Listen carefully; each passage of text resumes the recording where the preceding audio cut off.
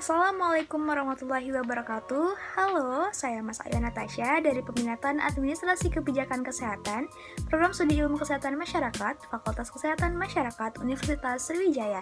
Pada kesempatan kali ini akan membahas mengenai implementasi logistik di instansi pemerintah. Yuk, simak videonya. Nah, untuk yang pertama ada siklus manajemen logistik. Untuk manajemen logistik sendiri itu dimulai dari perencanaan. Nah, di perencanaan ini kita harus menghitung berapa jumlah kebutuhan, baik itu obat maupun alat kesehatan yang berkaitan dengan logistik kesehatan yang kita butuhkan untuk menunjang pelayanan kesehatan yang kita jalankan.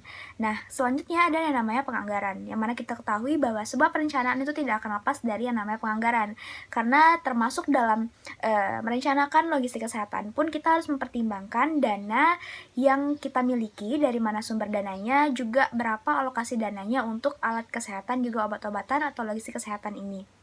Kemudian ada tahap namanya pengadaan, kemudian dilanjutkan dengan penyimpanan, kemudian ada yang namanya pendistribusian, penghapusan, kemudian juga ada namanya pengendalian atau control. Dalam menghitung kebutuhan obat itu ada beberapa metode. Yang pertama konsumsi dengan melihat rata-rata penggunaan obat.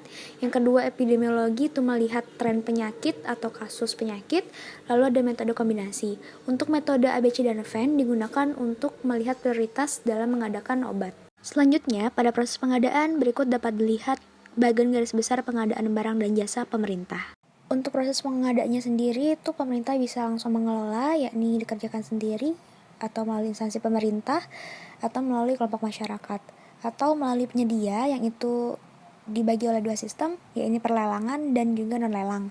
Untuk lelang sendiri itu bisa melalui pelelangan konvensional ataupun e-tendering.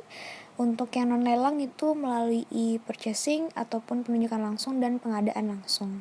Berikut merupakan bagian proses penerimaan obat dan perbekalan kesehatan hasil pengadaan.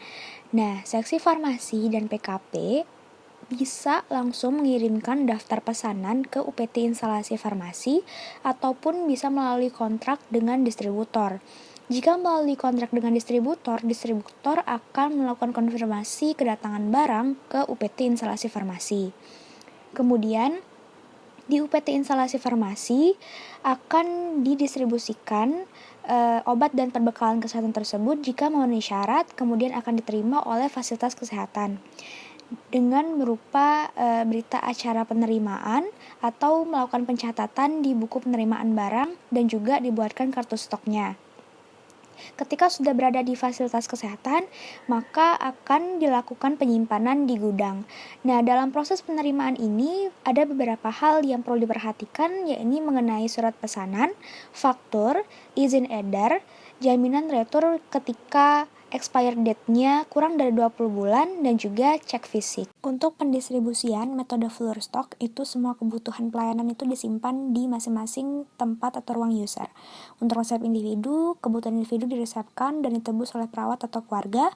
Untuk kombinasi itu tidak semuanya diletakkan di tempat pelayanan, dan untuk unit dose itu diserahkan dan di-charge hanya kebutuhan 24 jam saja. Dalam hal penggunaan, dilihat dari internal berarti organisasi pemerintah itu beroperasi, dilihat dari eksternal untuk melayani masyarakat. Dalam penggunaan logistik kesehatan, contohnya obat, itu kita kenal juga yang namanya LPLPO atau laporan penggunaan dan lembar permintaan obat, yang mana dalam LPLPO ini dicatat mengenai obat yang masuk, obat yang keluar, dan juga sisa obat yang tersedia. Lalu proses pengendalian yang dilakukan pada tiap tahap, yang mana memastikan agar tahapan dapat berjalan dengan sesuai rencana. Contohnya pada perencanaan dilakukan dengan menentukan strategi stok yang tepat agar tidak terjadi stagnan ataupun stock out dari persediaan. Demikian video dari saya, semoga bermanfaat. Wassalamualaikum warahmatullahi wabarakatuh. Terima kasih.